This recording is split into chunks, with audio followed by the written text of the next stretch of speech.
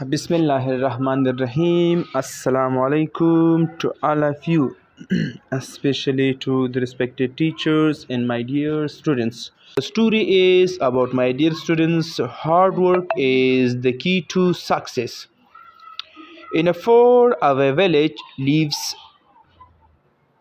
lives a hard-working farmer who has grape fields.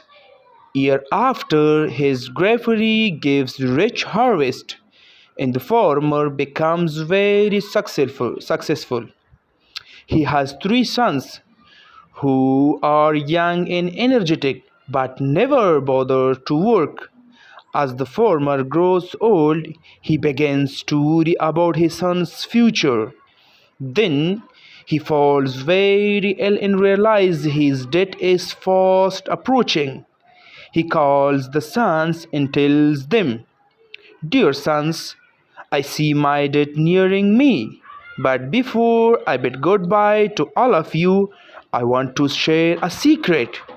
There is a treasure hidden under the fields.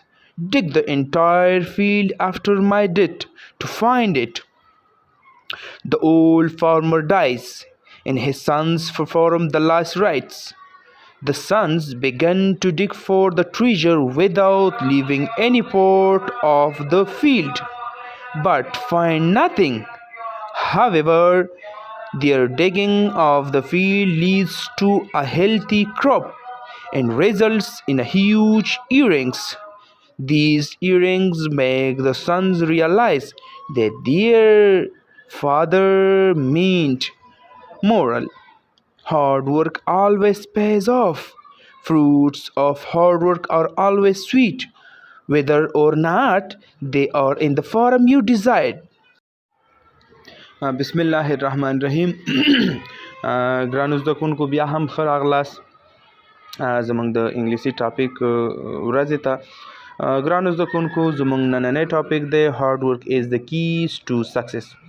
وایي ګرانو زده کوونکو چې مهنت یا سخت کار کول یا خواري کول د کامیابۍ دپاره څنګه دی کیلي ده یا د کامیابۍ ته رسېدو دپاره یو لار دی.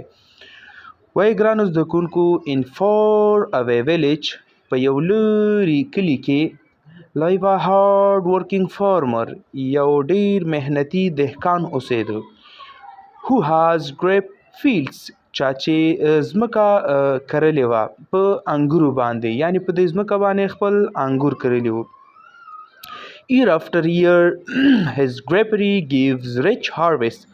کلونه وروسته همداسې کال په کال پسې د ده دغه حاصل څنګه و ګرانو زده کوونکو gives rich harvest نو څنګه و ډیر ښایسته حاصل یې ورکو د دغه د ځمکې د انګورو. and the farmer becomes very successful. نو دا دهقان څنګه و په ډیر لږ وخت کې څنګه شو ګرانو زده کوونکو ډیر کامیابه شو. he has three sons. درې زامن یې درلودل who are young and energetic څوک چې ځوانان او د ښه انرژي او د قوت خاوندانو but مګر never bother to work هیڅکله یې ځان نه په تکلیف کوو تر څو کار وکړي. as the farmer grows old لکه څنګه چې دهقان زړېده یا عمر په تېرېدو سره he begins to worry about his son's future نو هغه د خپلو بچیانو د آینده په باره کې اندېښمن و فکر یې کوو. then he falls very ill بیا ډېر زیات ناروغه شو and realize his death is fast approaching او دا ورته واضحه کېدله چې مرګ څنګه دی د ته ډېر په تیزۍ سره نږدې کېدونکی دی. he calls the sons خپلو زامنو ته یې غږ وکړ and tells them او هغوی ته یې وویلې dear sons زما ګرانو زامنو I see my death nearing me زه خپل مرګ وینم چې نږدې دی ما ته but before I bid goodbye to all of you مګر مخکې د دې چې زه تاسو ټولو سره خدای پاماني وکړم I want to share a secret زه غواړم تاسو سره یو راز شریک کړم چې راز داسې دی there is a treasure یو خزانه ده hidden پټه under the field دغه زما په ځمکه کې. dig the entire field کنده کړئ the entire field دا ټوله ځمکه after my death زما د مرګ نه وروسته to find it تر څو دغه خزانه پیدا کړئ. The old farmer dies. دغه زوړ دیکان وفات کیږي مړ کیږي. In his sons perform the last rites. او د هغه زامن چې دي دغه هغه رستنی رسم و رواج یا هغه د اخرنی وصیت چې دی هغه پوره کوي. The sons began to dig. زامنې په کندویستلو یا په اړولو باندې شروع کوي. For the treasure د خزانې دپاره. Without leaving any part of the field. د ځمکې یو برخه هم پرې نه ښودله. But find nothing. مګر هیڅ یې هم پیدا نه کړه. However مګر باوجود یا سره چې their digging of the field د دوی دغه کنده کونه یا اړونه د دغه ځمکې چې وه leads to a healthy crop دوی ته یو ډیر صحتمنده یا ډیر ښه فصل لاسته راوړ. in result in a huge earning نو په نتیجه کې دوی ته ډیر زیات څه لاسته راغله یا ډیر زیاته لاسته راوړنه یې وکړله. huge زیات earning لاسته راوړنه ګټه. This earring makes the son realize دغې لاسته راوړنې د دې بچي په دې پوه کړه یا وی پوهول that their father meant چې د دوی د پلار هدف څه شی و په هغې باندې پوه شو. moral ګرانو زده کوونکو وایي هر څه یو هدف لري.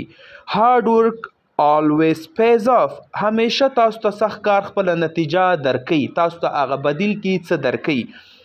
fruit of hard work are always sweet د سخت کار میوه یا هغه پایله چې دی همیشه خوږه وي.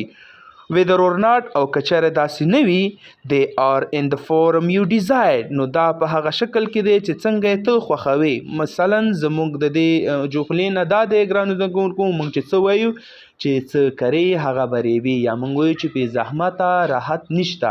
نو که چېرته زحمت وکړي نو څه به لاسته راوړي او که نه what you desire they will come to you څه چې ته خوښوي یا څنګه طلب کوي هغه به هغسې تاسو ته راځي. نو ګرانو زده کوونکو دا اوس تاسو د دې هفتې ټاپک الله دې وکړي چې لومړی مو د خوښې وړ ګرځېدلی وي او بیا یو څه زده کړئ ترېنه. نو هیله مو تاسو نه دا ده چې په ښایسته خط سره یې ولیکئ او په ښه پرنانسیشن سره یې خپلو د کورنیو دندو ګروپونو ته واستوئ. نور مو نو په خدای سپارم. ښایسته هفته ولرئ. الله مو مل او مددګار شه. د خدای په امان.